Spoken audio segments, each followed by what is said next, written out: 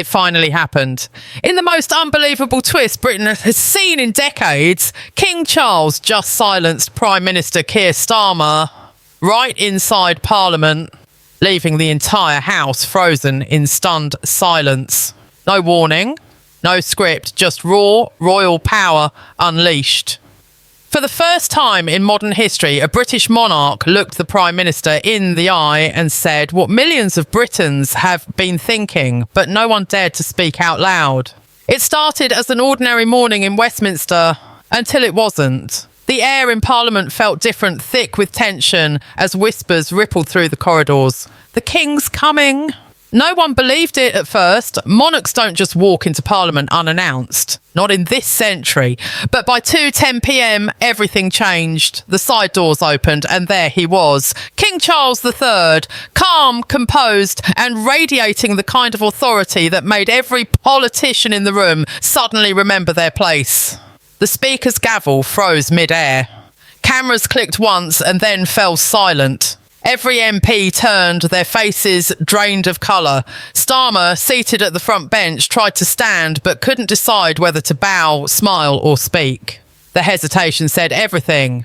Charles didn't need an introduction or permission. He walked straight to the dispatch box, the same spot where Prime Ministers defend their policies, and laid down a single folder embossed with the royal crest. Then came the 6 words that shattered 381 years of political tradition. Parliament exists because the Crown allows it. The words cut through the chamber like thunder. For a split second, nobody moved. Then a low murmur spread across the benches. Disbelief, shock, maybe even fear. Was this a statement, a warning, or something far more dangerous? Just 48 hours earlier, Starmer had stood in that same chamber demanding the monarchy modernise or become irrelevant. His exact words, a calculated jab at centuries of royal power. But clearly Charles heard them, and he wasn't about to let that slide. Within hours, palace insiders leaked that the king would be making a personal address to Parliament. Downing Street dismissed it as symbolic. Now, they weren't so sure what made the moment electric wasn't just the King's tone, it was what came next. He opened that folder and pulled out a yellowed parchment dated 1688, the year Britain nearly lost its constitutional balance. These are the records, Charles said, of every time this house forgot its duty to the people and to the Crown. His voice was steady, not angry, but heavy with something deeper. A reminder of history itself. You could hear the papers rustling as he turned each page, the sound echoing like distant thunder. Labour MPs shifted uneasily. Conservative MPs looked like school children watching the headmaster scold the class. Starmer, gripping the edge of the bench, stared straight ahead, his jaw locked. Even the Speaker seemed unsure whether to intervene or simply let the King finish what he came to say. And just when everyone thought it couldn't get more uncomfortable, Charles looked directly at Starmer and said, "You question the relevance of the monarchy? Allow me to question the relevance of those who forget what it means to serve." The room went deathly still. Outside the Palace of Westminster, crowds had already begun to gather. Word of the King's appearance spread across social media in seconds. The King's confronting Starmer trended across every platform. Protesters, royalists and political commentators flooded the streets, waiting for the outcome of what was quickly being called the royal reckoning. Inside, MPs didn't dare to breathe.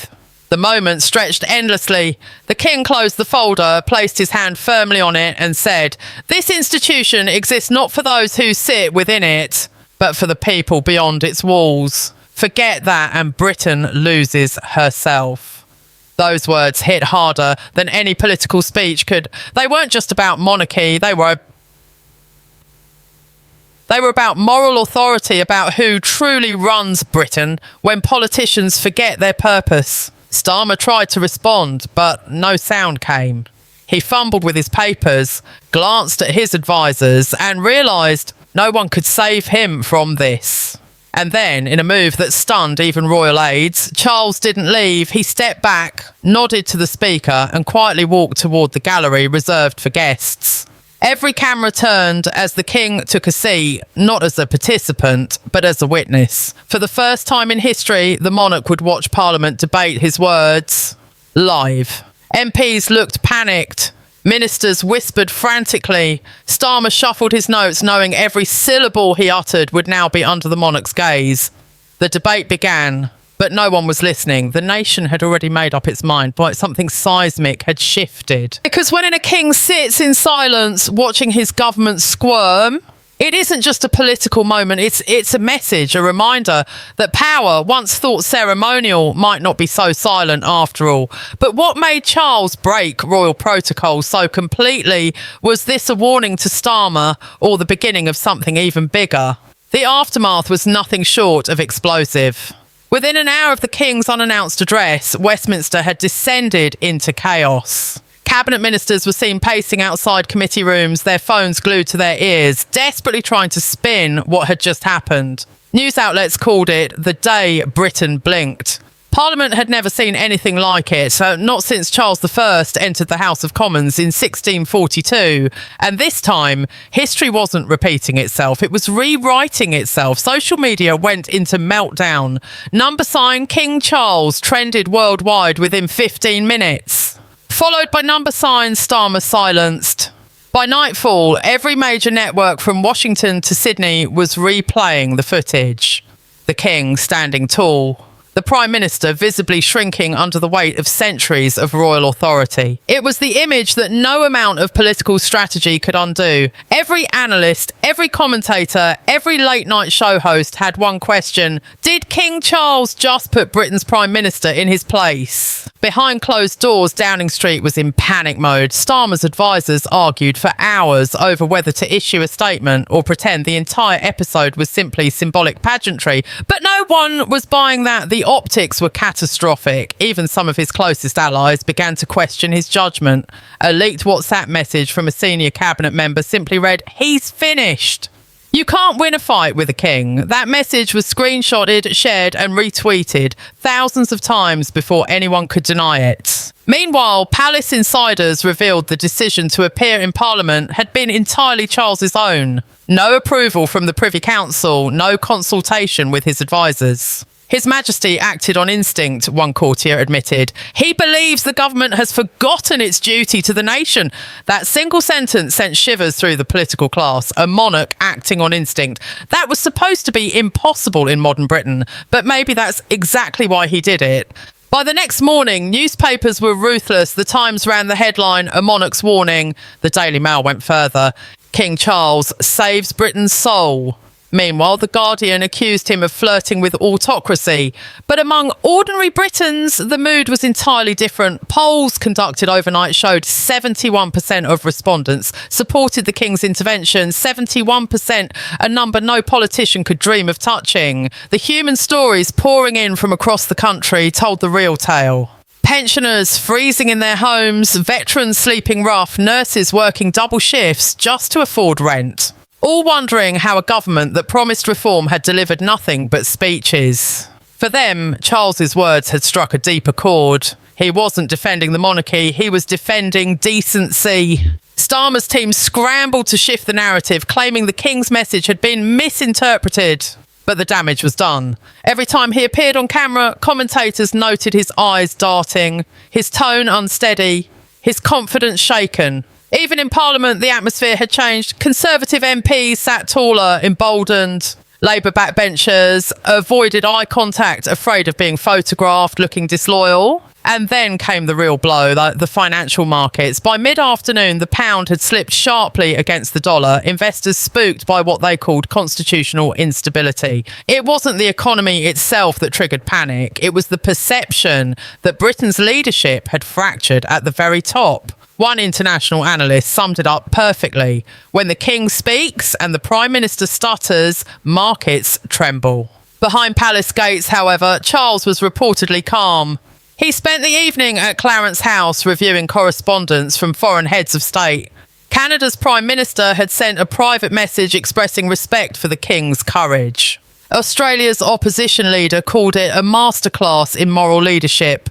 Even in Washington, quiet admiration circulated through diplomatic circles. For once, Britain wasn't being mocked for chaos. It was being watched for conviction, but not everyone inside the royal household was celebrating. Senior advisors warned that the King's actions risked destabilising centuries of constitutional neutrality. Some feared this moment could spiral into a constitutional crisis, and yet Charles seemed unmoved. According to one aide, his only comment was chillingly simple: "A nation that forgets its roots cannot stand." By Friday evening, protests had erupted across the country, but not against the monarchy. Crowds gathered in Birmingham, Manchester and Leeds, waving Union Jacks and chanting, "Defend the King!"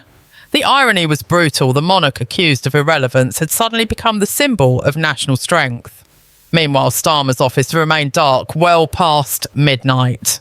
Reporters stood outside Downing Street in the cold, waiting for any sign of movement. None came, because deep inside number 10, the Prime Minister faced an impossible question, one his advisers couldn't answer. If even the King had lost faith in his leadership, who in Britain still believed in him? As dawn broke over London the next morning, a quiet unease hung over Westminster. Reporters camped outside Buckingham Palace and Downing Street, their breath visible in the cold air, waiting for a statement that never came. Inside the palace, aides moved with unusual urgency. Something was happening, something coordinated. Leaks began to trickle out, suggesting that the King's dramatic intervention hadn't been an impulsive act of frustration. It had been planned, not in hours or days, but in weeks. And the documents proving it were now starting to surface. According to sources within the Cabinet Office, correspondence between Buckingham Palace and the Prime Minister's team dated back to early October. In those letters, palace officials had expressed serious concern over Starmer's proposed reforms. Reforms that would strip the monarchy of its few remaining constitutional roles. The tone of those letters, one insider claimed, was respectful but firm. But when they went unanswered, the tone changed. The final message, reportedly sent 12 days before the King's appearance, ended with an unmistakable warning.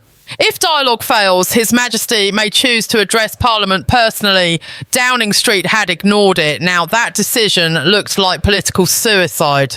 By the time the press got hold of this revelation, the story had already turned from political drama into national reckoning. Headlines blared. Leaked letters reveal Starmer ignored King's warning. The public reaction was volcanic. Phone lines at radio stations jammed as callers voiced outrage. "He disrespected the King," one caller shouted. "If you ignore the Crown, you ignore Britain itself." It wasn't just royalists speaking, it was ordinary people, long disillusioned with politics, suddenly feeling that someone in power had finally said what they couldn't.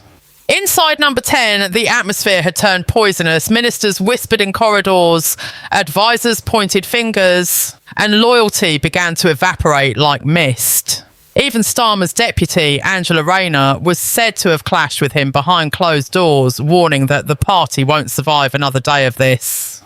The pressure cooker was reaching its limit. Every attempt to regain control backfired.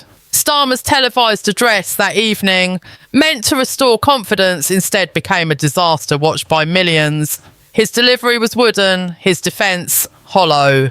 The monarchy remains respected, but democracy must evolve, he said, a line that sounded rehearsed, lifeless and painfully disconnected from the emotion of the moment. Commentators were merciless. "He sounds like a man explaining a fire drill while the house burns," one journalist wrote. Social media tore him apart. Memes of Charles silencing Starmer flooded Twitter and TikTok. Even foreign outlets began referring to the confrontation as the King's speech that shook Britain. But beneath the chaos, another question began to simmer.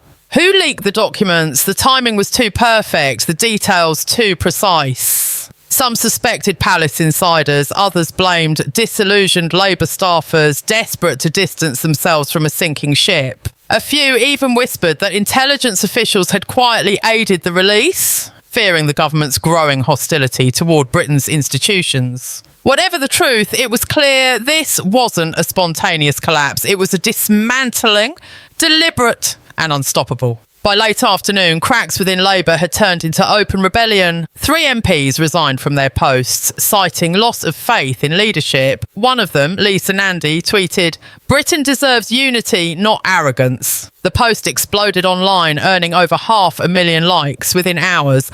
Another MP, Jess Phillips, went further, declaring live on Sky News that the Prime Minister has dishonoured the country. The studio fell silent. That clip ran on every major channel before the hour ended. Royal insiders hinted that the king was deeply troubled by the turmoil, but resolute in his belief that truth must prevail. Whether genuine or carefully crafted, the message landed perfectly. Charles was being seen not as a meddling monarch, but as a guardian. The last adult left in a room full of squabbling politicians. In cities across Britain, demonstrations continued to grow. What began as small gatherings of royal supporters had evolved into mass rallies. Outside Parliament, thousands waved flags bearing the royal crest and signs reading "Protect Britain's Soul." Drone footage captured an ocean of red, white and blue as the chants of "God Save the King" echoed through Whitehall. In contrast, Downing Street's black gates remained eerily still. The Prime Minister hadn't been seen publicly since his disastrous address. Rumours swirled that he'd cancelled all public appearances after being advised to let tensions cool. But nothing was cooling, not the markets, not the mood, and certainly not the monarchy's momentum. As the day ended, even international observers began to question Britain's stability. The Wall Street Journal ran the headline, "UK leadership crisis deepens as King takes moral high ground." In European capitals, diplomats privately admitted they had never seen anything like it. For the first time in living memory, Britain's balance of power wasn't just political, it was personal. And then, late that night, a whisper began spreading through political circles, but a whisper that would soon ignite the next explosion. Leaked messages from senior ministers hinted that plans were already underway for an internal coup. A no-confidence motion against Starmer could be tabled within days.